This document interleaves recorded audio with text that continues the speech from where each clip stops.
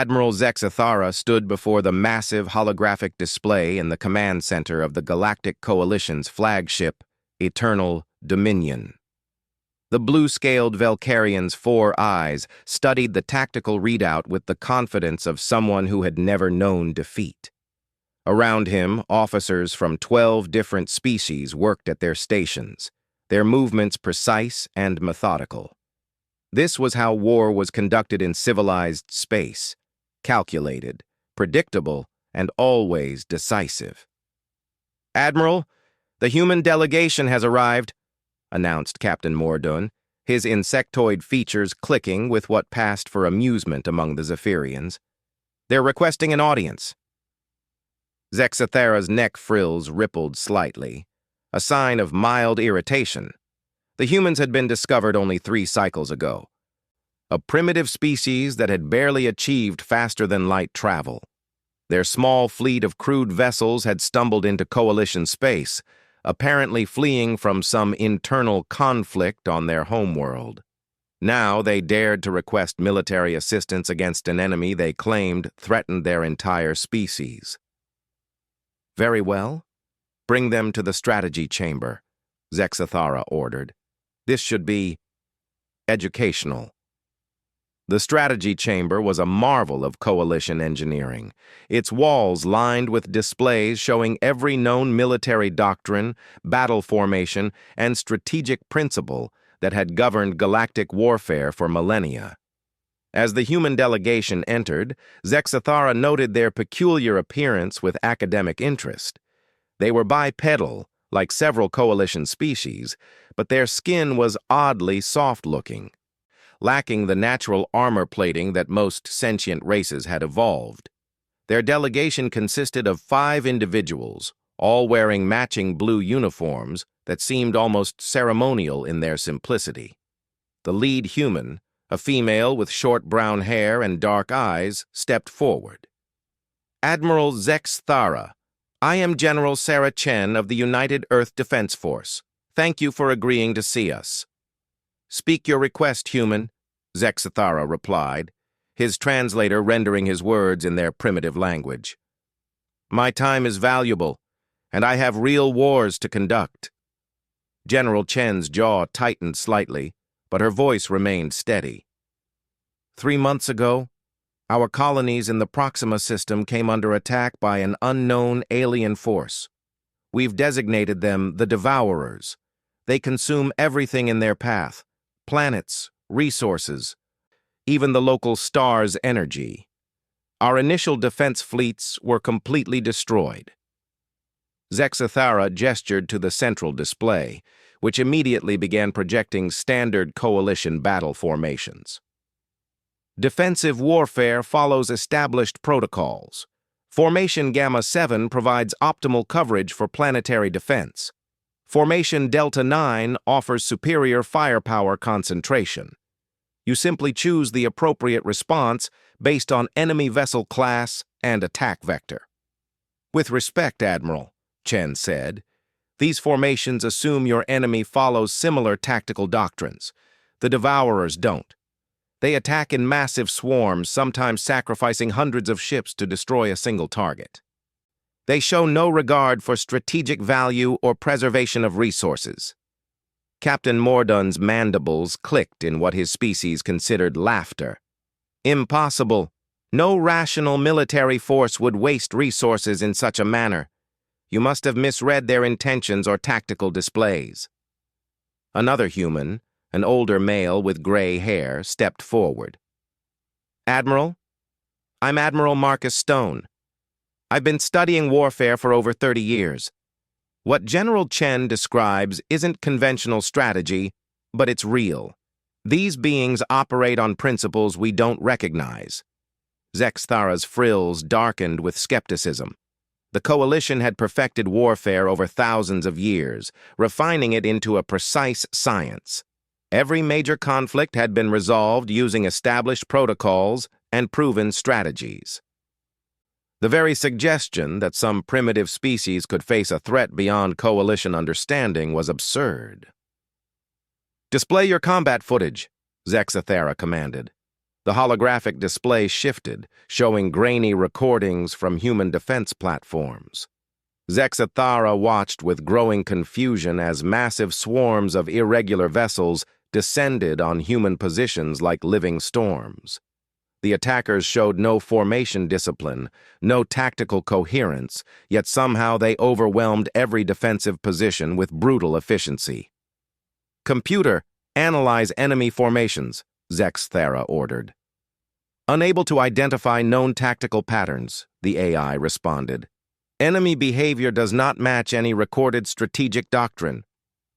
"That's impossible," muttered Commander Yilseth, the crystalline strategy officer. "Every sentient species develops warfare along logical principles. Resource preservation, strategic positioning, command structure hierarchy, these are universal constants." General Chen pulled up additional footage. "This is what remains of New Geneva Colony, population 2 million. The Devourers didn't just destroy the military installations, they consumed the entire planet down to the core, then moved on to drain energy from the system's star." The Coalition officers stared at the display in stunned silence. Where a thriving world should have been, only empty space remained. Even the asteroids had been consumed, leaving nothing but a few scattered particles of matter. "This violates every principle of conquest warfare," Zexathara said, his voice betraying the first hint of uncertainty. "Territory has value. Resources must be preserved for the victorious force. This is wasteful beyond comprehension." "Admiral," Chen said quietly, "we don't think they're conquering. We think they're just consuming. Our xenobiologists believe the Devourers might be operating on some kind of biological imperative we can't understand. They're not trying to control territory or establish dominance. They're feeding." The word hung in the air like a toxic cloud. In the Coalition's thousands of years of warfare, they had faced rebels, territorial disputes, resource conflicts, and ideological wars. But they had never encountered a force that simply consumed everything in its path without apparent purpose or strategy. "Show us your defensive strategies," Zexathara said finally. "We will analyze your tactical errors and provide proper military guidance." The display shifted again, showing human fleet movements during various engagements. Zexathara expected to see the crude, inefficient tactics typical of primitive species. Instead, he found himself studying battle recordings that made no sense according to established military doctrine. In one engagement, human fighters broke formation and scattered in apparently random directions, only to reform and strike at unexpected angles. In another, a human captain deliberately rammed his vessel into a Devourer ship 3 times its size, creating an explosion that cleared a path for civilian evacuees. "Computer, calculate efficiency ratings for human tactical decisions," Zexathara ordered. "Unable to calculate. Human actions do not follow logical military parameters. Many decisions appear to prioritize non-strategic objectives." "What non-strategic objectives?" demanded Captain Morden. General Chen stepped forward. "Civilian evacuation, protection of non-combatants, preservation of cultural sites and historical records. We don't just fight to win battles, Admiral. We fight to preserve what makes us human." Zexathara's 4 eyes focused on her with new intensity. "You sacrifice military efficiency for sentiment?" "We sacrifice nothing," Admiral Stone replied firmly. "We adapt. When conventional tactics failed against the Devourers, we tried unconventional ones. When formation fighting proved useless against their swarms, we learned to fight individually. When strategic retreats became impossible, we learned to make every position our last stand." The Coalition officers exchanged glances of confusion and concern. What the humans described wasn't warfare, it was chaos. Yet somehow they had managed to slow the Devourer advance when logic said they should have been consumed within days. "You're requesting Coalition assistance," Zexathara said slowly. "What exactly do you propose we do that your chaotic methods have not already attempted?" "We need time," Chen replied. Time to evacuate our remaining colonies. Time to find a way to stop them permanently. Your fleets could buy us that time while we search for a solution. And you believe our superior military doctrine will succeed where your random tactics have failed? Chen exchanged a look with Admiral Stone before answering. Admiral, with respect, I don't think you understand what you'll be facing. The Devourers don't follow any doctrine. They can't be predicted, outmaneuvered, or reasoned with. They just keep coming, wave after wave, until everything is gone. Zexthera drew himself to his full height, his frills flaring with offended pride. Human. The Coalition has fought and won thousands of campaigns across hundreds of systems. We have never encountered a military force that could not be defeated through proper application of strategic principles. Then you've never faced anything like the Devourers, Chen said quietly. The challenge hung in the air between them. Around the strategy chamber, Coalition officers bristled at the implied criticism of their military superiority. They had spent millennia perfecting the art of war, reducing it to a precise science where every variable could be calculated and every outcome predicted. Very well, Zexthera said finally. The Coalition will dispatch a battle group to observe these Devourers and demonstrate proper military procedure. You will witness how civilized species conduct warfare. As the human delegation filed out, Zexthera turned to his senior staff. Begin preparations for Battle Group 7. This will serve as an excellent training exercise for our junior officers. Admiral, Captain Mordun said hesitantly, the human footage was unusual. Perhaps we should deploy additional forces? Captain, we will deploy exactly what Coalition doctrine prescribes for dealing with an unknown enemy force. Zexthera replied curtly. 3 dreadnoughts, 12 cruisers, and appropriate support vessels. Standard formation, standard tactics, standard victory. What Admiral Zexthera could not have known, as he began planning his textbook military response, was that 27 light-years away, the Devourer swarm was already adapting. The creatures that had consumed 12 worlds and 3 star systems were learning from their encounters with humanity. They had tasted human resistance and found it interesting. Unlike every other species they had consumed, the humans fought in ways that defied prediction.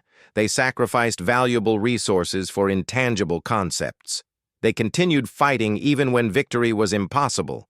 They protected the weak rather than preserving the strong. Most puzzling of all, they seemed to become more dangerous as their situation grew more desperate. The Devourer collective mind, vast and alien beyond human comprehension, focused a fraction of its attention on this anomaly.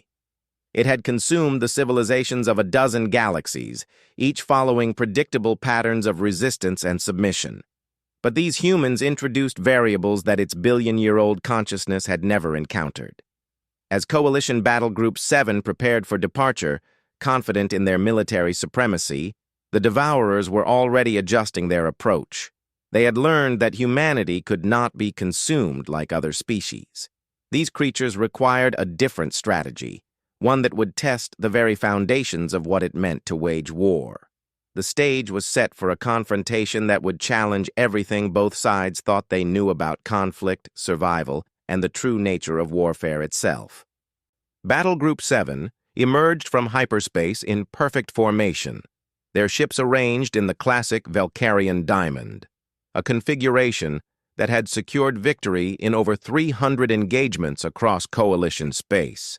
Admiral Zexthera studied the tactical display from the bridge of the Righteous Fury, his confidence unshaken despite the strange reports coming from the human observers stationed throughout the fleet. Admiral, we're detecting massive energy signatures at the edge of the system, reported Lieutenant Kexnari from the sensor station. The readings don't match any known vessel classifications. Display them, Zexthera commanded. The main screen filled with a sight that made even the veteran admiral pause. Where he expected to see ships arranged in some recognizable formation, Instead, there appeared to be a living cloud of darkness spreading across the star field. Thousands of irregular shapes moved within the mass, their movements seeming random, yet somehow coordinated.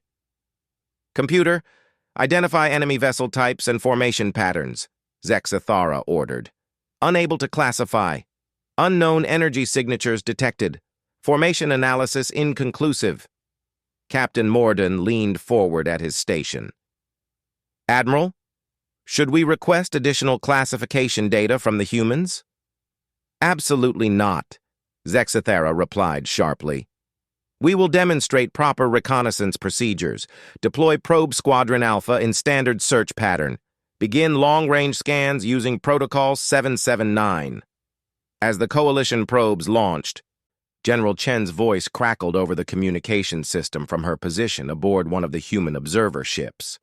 "Admiral, I strongly advise against sending those probes too close to the swarm. The Devourers have shown they can—" "General, please observe proper military protocol," Zexathara interrupted. "Coalition forces will conduct this operation according to established procedures." The probes advanced in their precise formation, their sophisticated sensors reaching out to catalog the enemy force. For several minutes, they transmitted standard reconnaissance data, mass readings, energy signatures, preliminary ship counts. Then, without warning, the transmissions ended. "Probe contact lost," Lieutenant Kexanari reported. "All 12 units have gone silent." "Mechanical failure?" asked Commander Yilseth. "Negative. Sensors show the probes were consumed. Their energy signatures simply ceased to exist." Admiral Zexathara's frills darkened. In 3 decades of military service, he had never lost an entire probe squadron to enemy action. Even during the Christek Rebellion, the most violent conflict in recent coalition history, probe losses rarely exceeded 20%. "Deploy secondary probe wave," he ordered. "Maintain maximum standoff distance." "Admiral," General Chen's voice cut through the bridge chatter. "With respect, the Devourers don't just destroy technology. They absorb it, learn from it. Every probe you send gives them more information about Coalition capabilities." Zexathara's mandibles clicked in irritation.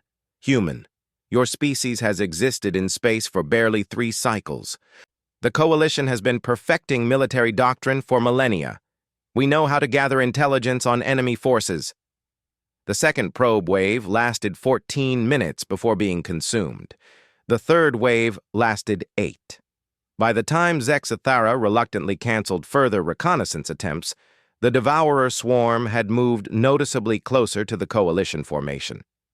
"Sir," Lieutenant Kexanari's voice carried a note of uncertainty that was unusual for Coalition personnel.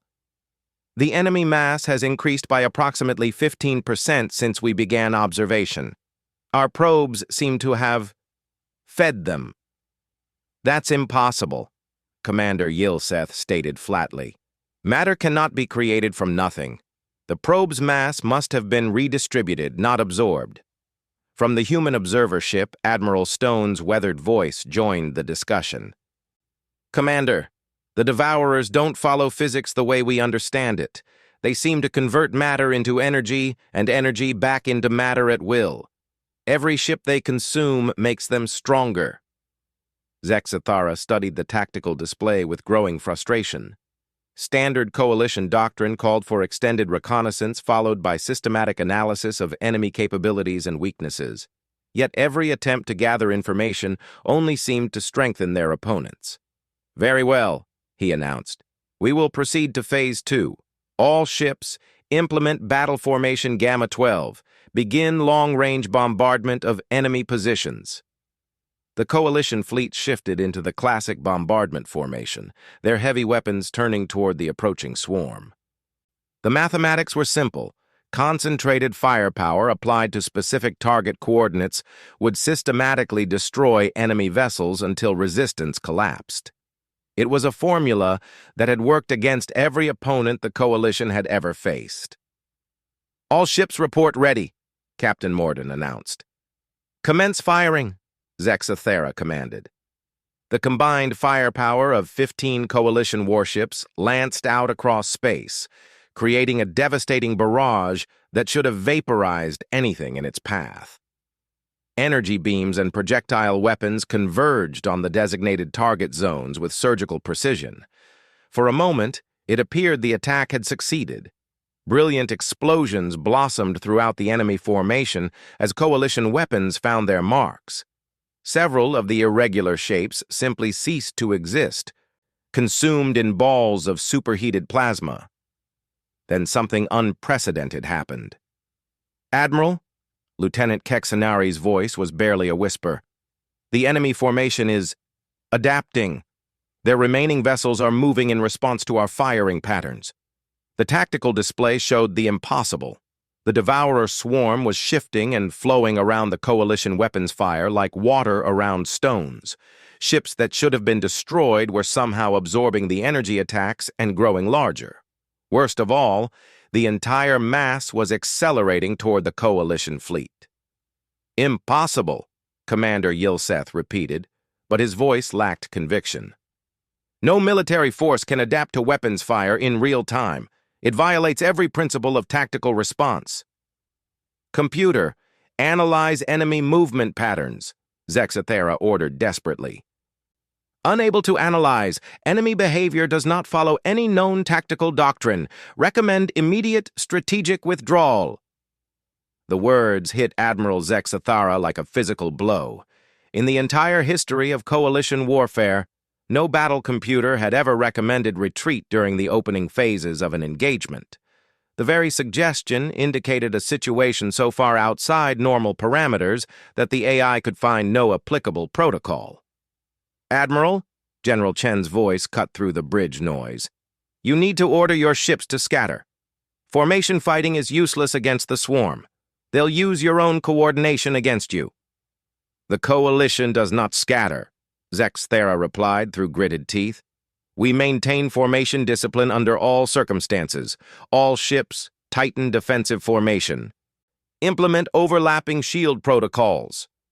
But even as he spoke, the Devourer swarm was demonstrating why human tactics had evolved beyond conventional warfare. The creatures attacked not as individual vessels, but as a single, vast organism. They flowed around the coalition formation's strongest points and struck at the gaps between ships with unerring accuracy. The first coalition casualty was the cruiser Stellar Pride. Its shields held for almost 30 seconds against the Devourer attack, then collapsed as the creatures somehow drained the energy directly from the shield generators. The ship's hull began to dissolve as if eaten by acid, its crew's final transmissions cut short by static. "All ships, close formation," Zexathera shouted. "Concentrate firepower on the enemy main body." But there was no main body to target. The Devourers struck from every direction at once, their attacks coordinated by some incomprehensible intelligence that seemed to anticipate every coalition response. When the fleet concentrated fire in one direction, the creatures attacked from another. When they attempted to protect their flanks, the enemy simply flowed through spaces that should have been too small for any vessel to navigate. "Admiral," Captain Mordun reported with barely controlled panic, "we've lost 3 cruisers, and the Eternal Victory is reporting hull breaches on all decks. Request permission to break formation and attempt individual evasive maneuvers." "Formation integrity will be maintained," Zexathera roared. But even as he spoke, he could see his carefully orchestrated battle plan crumbling. Nothing in coalition doctrine had prepared them for an enemy that fought like a force of nature rather than a military organization. It was General Chen who finally cut through the chaos. "Admiral, if you want your people to survive, you need to let them fight like humans. Break formation, scatter your ships, and let each captain make their own tactical decisions. Humans don't understand proper military. Humans have been fighting these things for 3 months and we're still alive," Admiral Stone interrupted. "How long do you think your formation will last?" On the tactical display, another coalition vessel disappeared as the Devourers consumed it entirely. The swarm had grown noticeably larger, fed by the energy and matter of the destroyed ships. Worst of all, Zexathara could see patterns in their attacks now.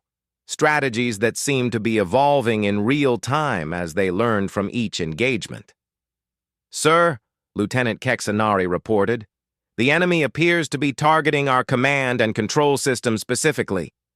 They're not just attacking randomly, they're trying to disrupt our coordination." The revelation hit Zexathara like ice water.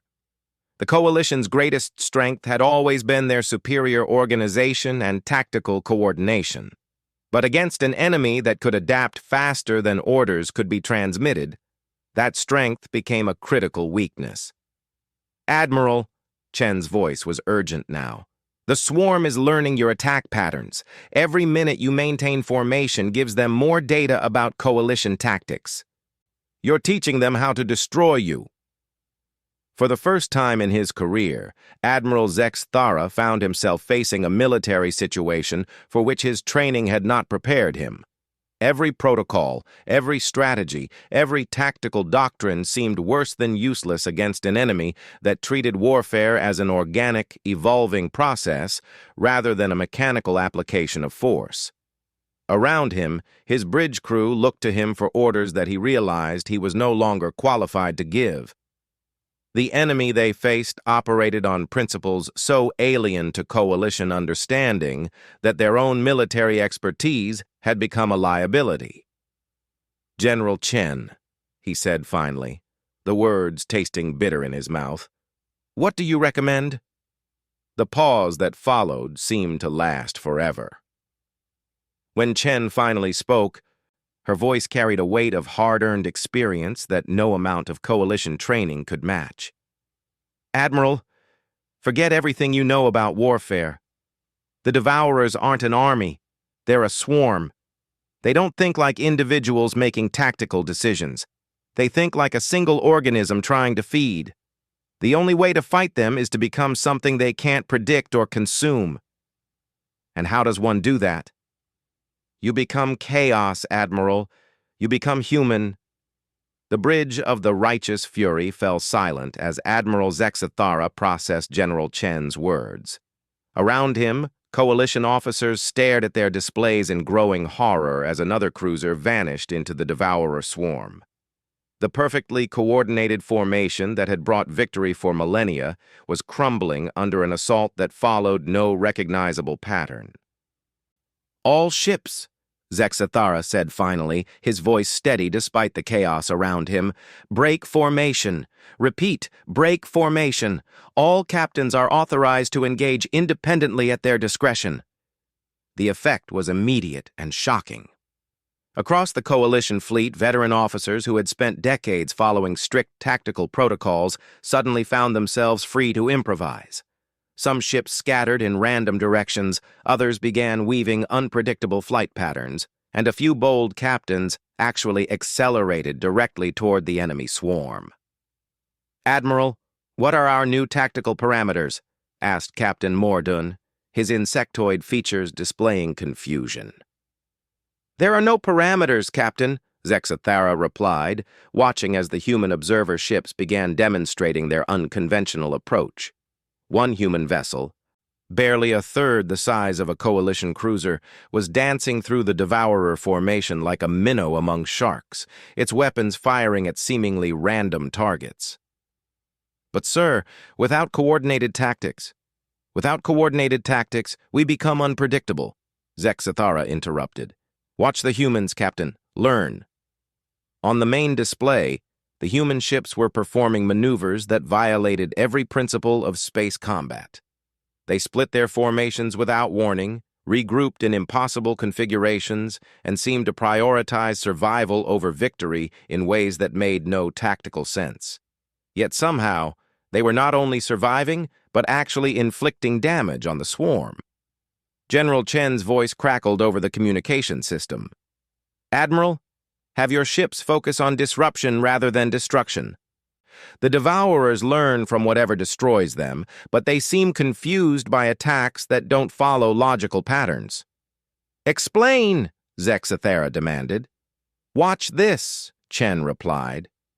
On the display, a human destroyer suddenly stopped all forward momentum and began spinning on its axis while firing in every direction.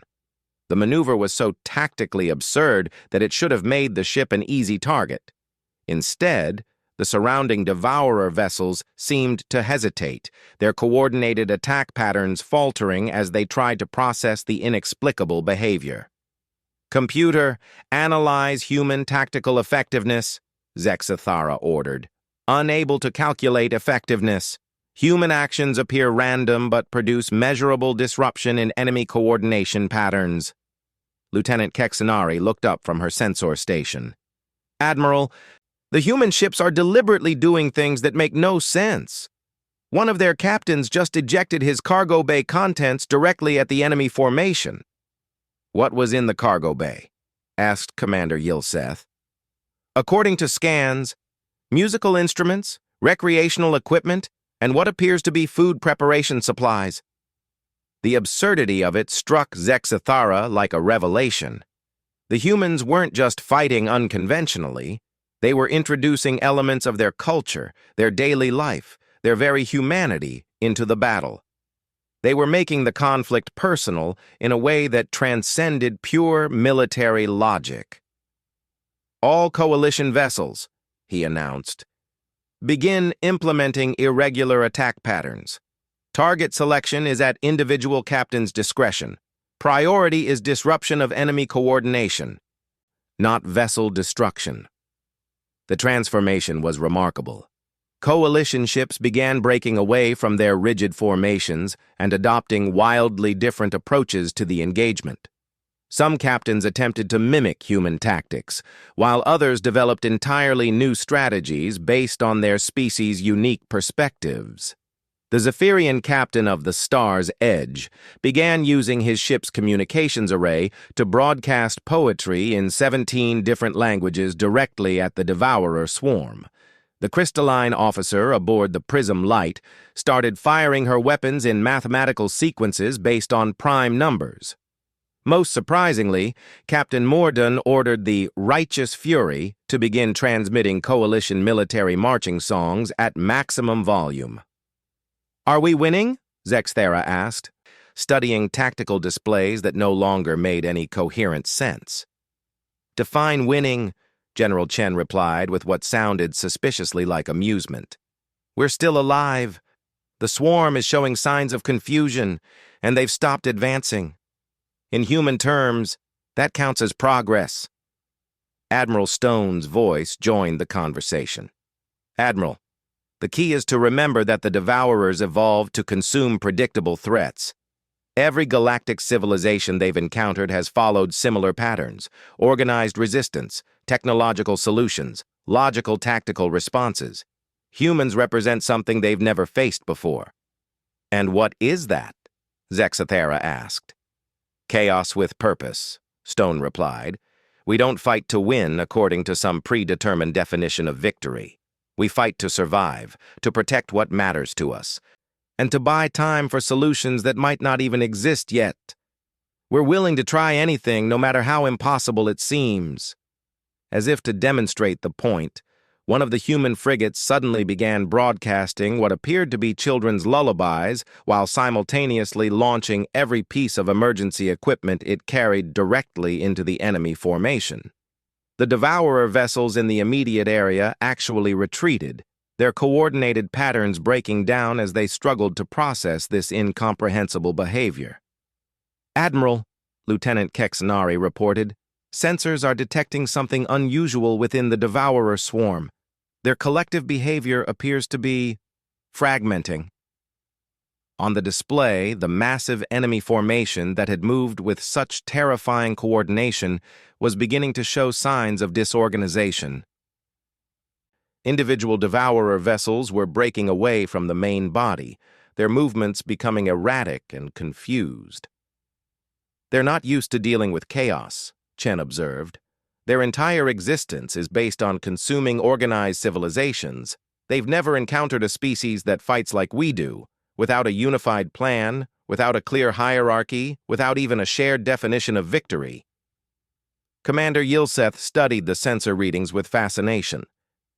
The humans are correct. The enemy collective intelligence appears to be struggling with multiple simultaneous inputs that follow no recognizable patterns. Their reaction time to our attacks has increased by 47%. Then we continue the chaos, Zexathera decided. All ships maintain irregular operations. Do whatever seems most inappropriate for a military vessel. The battle that followed would later be studied by military historians as the most bizarre engagement in galactic history. Coalition ships performed ballet maneuvers while firing weapons designed for planetary bombardment at individual enemy fighters. They broadcast everything from philosophical debates to dinner recipes at the confused devourer swarm. One particularly creative captain began using his ship's tractor beam to play catch with pieces of space debris. But it was working. The Devourer Collective, faced with input that defied every pattern of organized resistance it had ever encountered, began to retreat. Their perfect coordination dissolved into confused individual actions as different portions of the swarm tried to respond to threats that made no logical sense. "Admiral," General Chen called out, "now's our chance. While they're confused, we can begin evacuation operations from the threatened colonies." "Evacuation?" Zexathera asked. "Shouldn't we press our advantage and destroy them?" "Admiral, with respect, you still don't understand," Admiral Stone replied. "This isn't about defeating the Devourers in traditional terms. They're not an enemy we can conquer. They're a force of nature we have to survive. Today we learned how to confuse them, how to buy time and space. That's not victory in coalition terms, but it's the only kind of victory possible against something like this." As the Devourer swarm retreated deeper into space, their movements no longer showing the terrifying coordination that had consumed dozens of worlds, Admiral Zexathera found himself contemplating a complete revision of everything he thought he knew about warfare. "General," he said finally, "your species may have something to teach the Coalition after all." "And your species proved they can learn," Chen replied. "Admiral, today you discovered something that might save all our civilizations. The Devourers can be confused, disrupted, and driven back. They're not invincible. They're just used to fighting predictable enemies." Over the following weeks, as evacuation fleets worked to move populations from threatened worlds, word of the engagement spread throughout Coalition space. The idea that chaos could be a tactical advantage challenged fundamental assumptions about military science and strategic planning. New training programs began incorporating irregular warfare principles.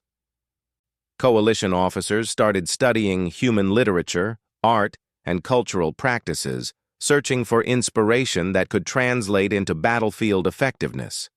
The concept of fighting without formation, without coordination, without even a unified objective became a subject of intense academic debate. But perhaps most importantly, the engagement marked the beginning of a new understanding between humanity and the galactic community. The species that had been dismissed as primitive and chaotic were revealed as masters of a form of warfare that older civilizations had never needed to develop. The Devourers still posed a threat to galactic civilization, but they were no longer an unstoppable force. Humanity had shown that even the most alien enemy could be confused, disrupted, and forced to retreat when faced with tactics that transcended traditional military thinking. Admiral Zexathera would later write in his official report, "We thought we understood war because we had reduced it to a science. Humans understand war because they recognize it as an art. In teaching us to embrace chaos, they may have saved us all." The Coalition's first lesson in truly human warfare was complete. But across the galaxy, other species were beginning to understand that survival might depend not on perfecting order, but on mastering the elegant chaos that humanity had elevated to an art form. The universe, it seemed, still had much to teach those who thought they had learned everything there was to know about conflict, survival, and the endless capacity for adaptation that marked truly resilient civilizations.